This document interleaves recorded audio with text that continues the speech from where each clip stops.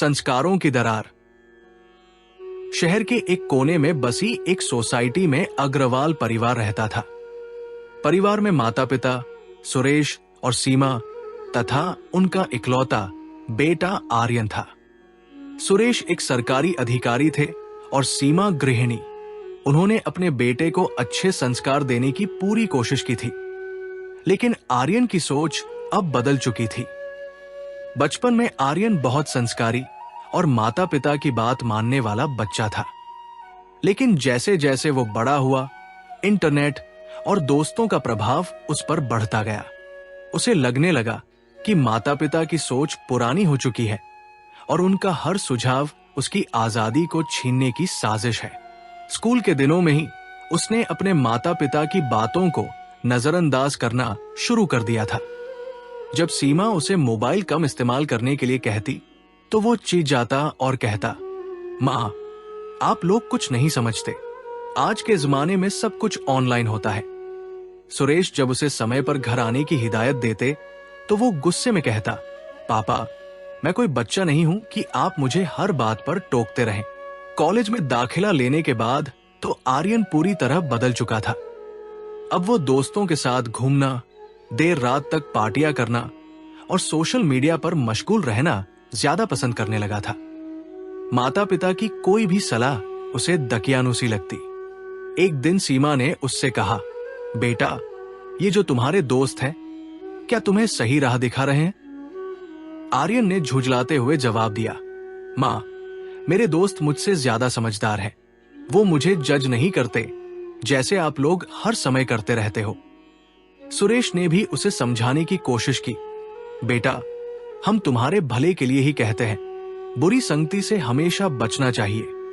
पर आर्यन ने टालते हुए कहा, आप लोग बस मुझे कंट्रोल करना चाहते हैं। मैं अब बच्चा नहीं हूं, अपने फैसले खुद ले सकता हूं।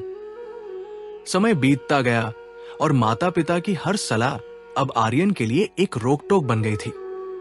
वो अपने ही निर्णयों को सर्वोपरि मानने लगा। उसने माता पिता की हर सीख को पुरानी सोच कहकर नकारना शुरू कर दिया। एक दिन जब सुरेश ने उसे पैसों को सोच समझकर खर्च करने की सलाह दी तो आर्यन ने ताना मारते हुए कहा, पापा, आपकी सोच हमेशा पैसे बचाने की ही क्यों रहती है? लाइफ एंजॉय करने के लिए पैसे कमाते हैं, बचाने के लिए नहीं।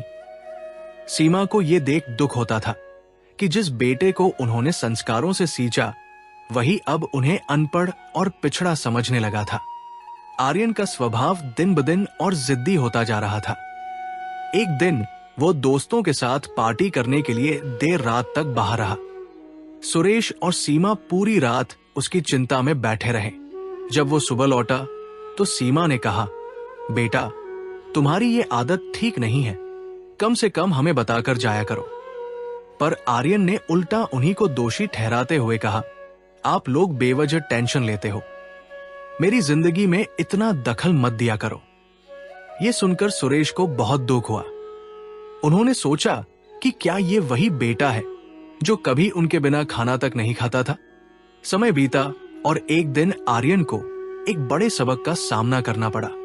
उसे अपने दोस्तों पर बहुत भरोसा था, पर जब एक जरूरी मौके पर वे सभी उसका साथ छोड़कर निकल गए, तब उसे एहसास हुआ कि जिन लोगों के लिए वो माता पिता को नजरअंदाज करता था, वे असल में उसके सच्चे हितैषी नहीं थे। वो निराश होकर घर लौटा। सीमा ने प्यार से पूछा, क्या हुआ बेटा, परेशान लग रहे हो? इस बार आर्यन ने कोई बहाना नहीं बनाया। उसकी आंखों में पछतावे के आंसू थे। उसने माता पिता के पैरों में गिरकर कहा, माँ पापा, मैं गलत था, आप ही मेरे सच्चे मार्गदर्शक हो। मैं दोस्तों के बहकावे में आकर आपको ही गलत समझता रहा। सीमा ने प्यार से उसके सिर पर हाथ फेरा और सुरेश ने मुस्कुराकर कहा, कोई बात नहीं बेटा, हमें खुशी है कि तुम्हें सच्चाई का एहसास हुआ। निष्कर्ष, आज के दौर में बच्चे अक्सर माता पिता की बातों को नजरअंदाज कर देते हैं और उन्हें पुरानी सोच वाला समझते हैं, लेकिन जब जीवन में मुश्किलें आती हैं तब उन्हें एहसास होता है कि माता पिता ही उनके सच्चे शुभ चिंतक हैं।